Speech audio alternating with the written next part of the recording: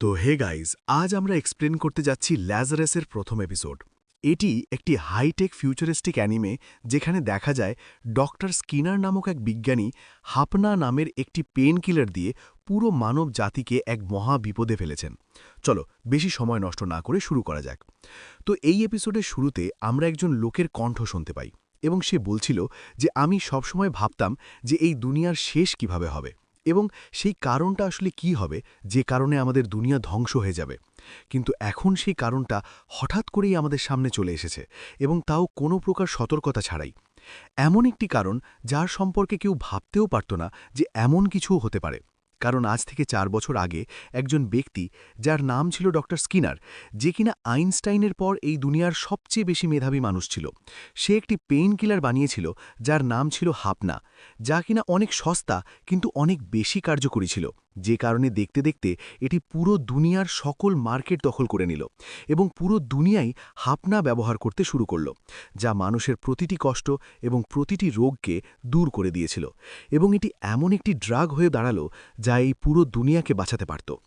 কিন্তু আজ থেকে ৩ বছর আগে হঠাৎ করেই ডক্টর স্কিনার কোনো চিহ্ন ছাড়াই গায়েব হয়ে গেল এবং তখন জানা গেল যে এই যে হাপনা ছিল তা আসলে একটি বড় ফাঁদ ছিল আমাদের সবাইকে ফাঁসানোর জন্য। আর এরপর এই ছোট ইন্ট্রোটি শেষ হয়ে যায় এবং আমরা একটি কারাগারে একজন ব্যক্তিকে দেখি যার নাম হয় এক্সেল গিলবার্ট, এবং সাথে আমরা এই কারাগারের বাইরেও একজন ব্যক্তিকে দেখি যে কিনা নিজের গাড়িতে বসে মিউজিক শুনছিল। এই লোকটির নাম ডাগলাস।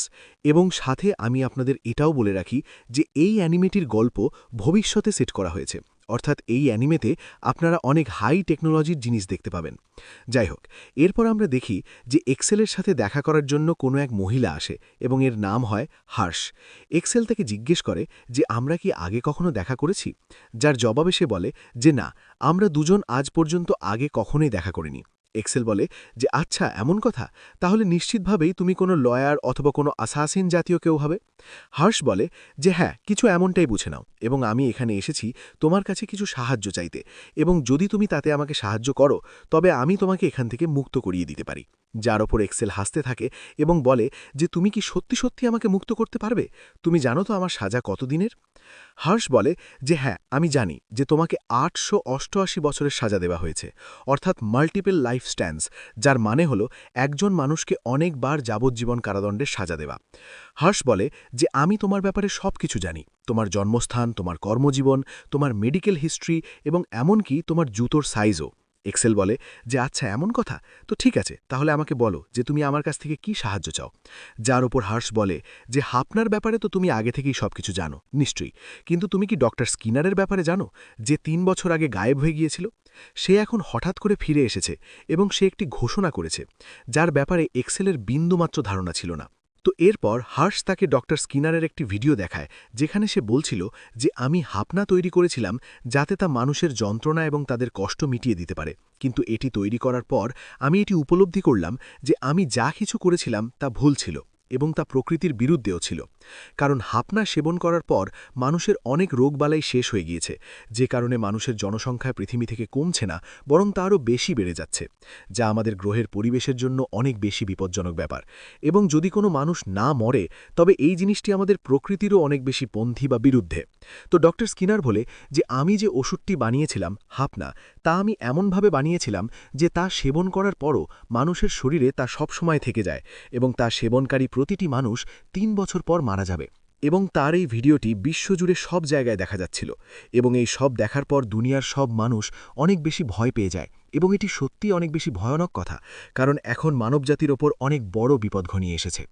ডক্টর স্কিনার বলে যে আগামী ৩০ দিনের মধ্যে ধীরে ধীরে সেই সব মানুষ মরতে শুরু করবে যারা সবার আগে হাপনা সেবন করেছিল। ডক্টর স্কিনার বলে যে তোমাদের এটাও জানা থাকবে যে আমার কাছে এর প্রতিকারও আছে, এবং যদি তোমরা আমাকে ৩০ দিনের আগে খুঁজে বের করতে পারো তবে তোমরা পুরো মানব জাতিকে বাঁচাতে পারবে।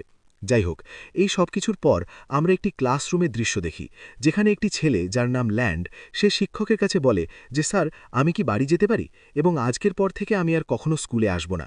কারণ বাইরে যা কিছু চলছে সেসবের পর তো স্কুলে আসার কোনো মানেই হয় না। এবং এরপর আমরা আবারও কারাগারের দৃশ্য দেখি, যেখানে এক্সেলও ডক্টর স্কিনারের এই ভিডিওটি দেখে নিয়েছে এবং হার্শ তাকে বলছে যে ডক্টর আগে অনেক ভালো মানুষ ছিলেন এবং সবসময় মানুষের মঙ্গলের কথা ভাবতেন।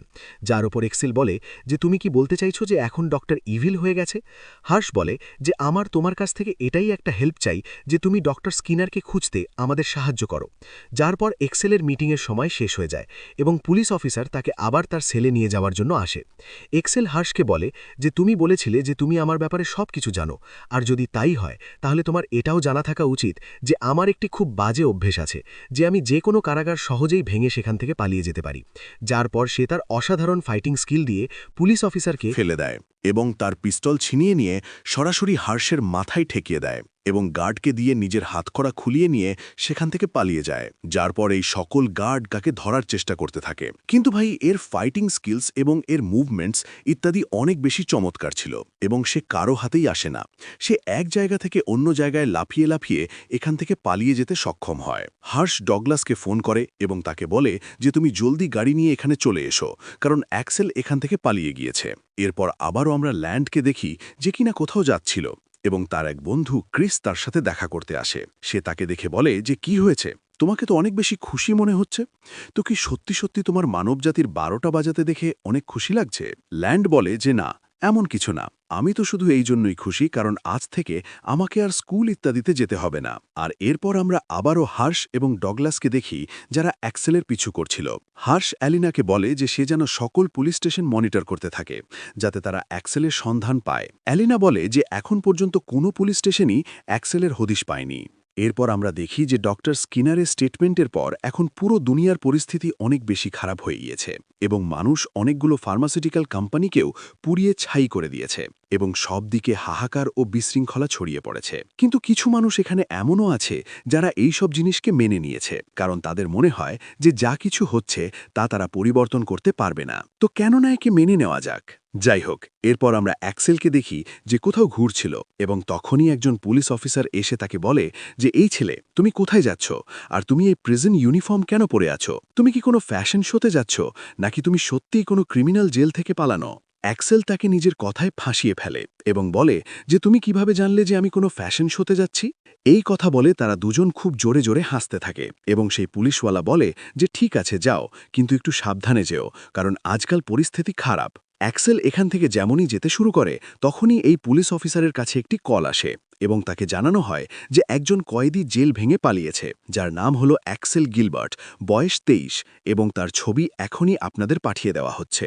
যা দেখে সে জলদি দৌড়ায় তাকে ধরার জন্য, কিন্তু অ্যাক্সেল একটি শপে যায় এবং নিজের কাপড় বদলে নিয়ে সেখান থেকে চম্পট দেয়। যার পর আমরা ব্যাবিলনা সিটির দৃশ্য দেখি, যেখানে হার্শ নিজের সিনিয়রের সাথে কথা বলছিল এবং তাকে জিজ্ঞেস করছিল যে আপনারা কি হাপনার কিওর বানানোর ব্যাপারে কিছু ভেবেছেন? যার উপর তার সিনিয়র বলে যে হাপনা এমন এক মেধাবী মানুষ বানিয়েছিল যার এত অল্প সময় কোনো কিওর বানানো একদম ইম্পসিবল, এবং সাথে তারা কথা বলছিল এমন কিছু মানুষের যারা কিনা তাদের শেষ ভরসা, যদিও তাদের এখনও দেখানো হয়নি। যাই হোক, এরপর আমরা আবারও অ্যাক্সেলকে দেখি যে একটি মেট্রো স্টেশনে এসেছে এবং সেখানে থাকা সকল ক্যামেরা তার মুখ স্ক্যান করে তাকে চিনে ফেলে এবং সকল টিভিতে তার ছবি দেখানো হতে থাকে। আর এরপর আবারও চোর পুলিশের দৃশ্য শুরু হয়ে যায় এবং আবারও অনেক পুলিশ অফিসার তার পেছনে লেগে যায় তাকে ধরার জন্য, এবং তখনই এখানে অ্যালিনার কাছেও নোটিফিকেশন চলে আসে এবং সে তৎক্ষণাৎ দৌড়ে যায় এবং অ্যাক্সেলের লোকেশন খুঁজে বের করে এবং নিজের সকল টিমমেটদেরও তার লোকেশন পাঠিয়ে দেয়। এখানে আমরা দেখি যে ক্রিস, যে কিনা ল্যান্ডের বন্ধু, সেও এদের টিমের অংশ এবং সেও বাইকে করে অ্যাক্সেলকে ধরতে চলে যায় এবং সাথে সে অনুমতিও চায় গুলি করার জন্য এবং তাকে অনুমতিও দিয়ে দেওয়া হয়। আর আমরা দেখি যে ল্যান্ডও এদেরই টিমের অংশ এবং সেও ডগলাসের সাথে গাড়িতে বসে চলে যায় অ্যাক্সেলকে ধরার জন্য। ডগলাস অ্যালিনাকে বলে যে সে যেন অ্যাক্সেলের লোকেশন দেখে নিশ্চিত করে যে সে আসলে কোথায় যেতে চায়। আর অন্যদিকে আমরা অ্যাক্সেলকে দেখি যে কিছু ড্রোন ইত্যাদি থেকে বেঁচে এখান থেকে পালাচ্ছিল এবং বেশ চমৎকার সব স্টান্টস ইত্যাদি করছিল। সে এক বিল্ডিং থেকে অন্য বিল্ডিং পর্যন্ত এভাবে লাফিয়ে দিচ্ছিল যে যেন এটি তার কাছে বাচ্চাদের খেলা। এরপর ক্রিস অ্যাক্সেলকে দেখে ফেলে এবং তার উপর গুলি চালিয়ে দেয়, কিন্তু একটি বুলেটও তার গায়ে লাগে না এবং সে এর থেকে বেঁচে পালিয়ে যায়। আসলে এটি ছিল এদের পুরো প্ল্যানিং তার লোকেশন পরিবর্তন করার জন্য এবং তাকে ফাঁসানোর জন্য। যার পর সে সরাসরি এই বিল্ডিংয়ের ছাদে চলে যায় এবং ডাগলাসও এর পেছনেই এই বিল্ডিংয়ের ছাদে চলে আসে এবং পিস্তল বের করে তার দিকে তাক করে বলে যে যদি তুমি পালানোর চেষ্টা করো তাহলে আমি তোমাকে গুলি করে দেব। অ্যাক্সেল বলে যে তুমি কি আমাকে তোমার নাম বলবে, কারণ আমার তো জানা উচিত যে আমাকে কে মেরেছিল। সে জানায় যে আমার নাম ডাগলাস। অ্যাক্সেল বলে যে ঠিক আছে ডাগলাস, আমার জন্য একটা উপকার করো, যে আমার মরার পর আমার গ্রেভস্টোনে এটা লিখে দিও যে আমাকে ডাগলাস নামের এক কাপুরুষ মানুষ পেছন থেকে গুলি করেছিল। ডাগলাস বলে যে চুপচাপ নিজের জায়গায় দাঁড়িয়ে থাকো, কারণ আমি তোমার কথায় ফাঁসছি না। সে বলে যে এর কোনো লাভ নেই এবং তুমি নিজেকে সারেন্ডার করো, কারণ তুমি এর থেকে আগে যেতে পারবে না। তুমি একজন মানুষ আর মানুষ উড়তে পারে না। অ্যাক্সেল বলে যে চলো এটাও ট্রাই করে দেখা যাক, এবং সে বিল্ডিং থেকে লাফিয়ে পড়ে এবং সরাসরি সেই ড্রোনটি ধরে নেয়, নিচে ল্যান্ড করে, যা ল্যান্ড উড়াচ্ছিল অ্যাক্সেলকে ধরার জন্য। এরপরেই যে ক্রিস, সে একজন সাধারণ মানুষের অভিনয় করার চেষ্টা করে এবং বলে যে মিস্টার, আপনি তো অনেক ভালো স্টান্ট করেন, আপনি কি দয়া করে আমার সাথে একটি সেলফি নেবেন? সেলফি নেওয়ার সময় সে নিজের ব্রেসলেট থেকে একটি হাই ইলেকট্রিক শক সরাসরি তার ঘাড়ে মারে, যার কারণে অ্যাক্সেল ওখানেই অজ্ঞান হয়ে যায়। এবং যখন তার জ্ঞান ফেরে তখন সে একটি পুরনো সেলুনে থাকে এবং এখানে অ্যালিনা তাকে লুকিয়ে দেখছিল। সে দেখে যে তার হাতে কোনো অদ্ভুত ব্রেসলেট লাগানো আছে এবং সাথে বাকি যারা লোক ছিল তারা সবাইও এখানে চলে আসে এবং তারা তাকে বলে যে তুমি পুরো একদিন পর্যন্ত অজ্ঞান ছিলে। এরপর এখানে আমরা একটি স্ক্রিনে হার্শকেও দেখি। এদের দেখে অ্যাক্সেল বলে যে জানি না তোমরা সবাই কে আর আমার কাছে কি চাও। হার্শ তাকে বলে যে আমরা হলাম ল্যাজারাস এবং আমরা আমাদের টিমে তোমাকে স্বাগত জানাই। এবং এখানে এপিসোডটিও শেষ হয়ে যায়। তো আপনারা আমাকে কমেন্টে অবশ্যই জানাবেন যে আপনাদের এই নতুন অ্যানিমেটি কেমন লেগেছে।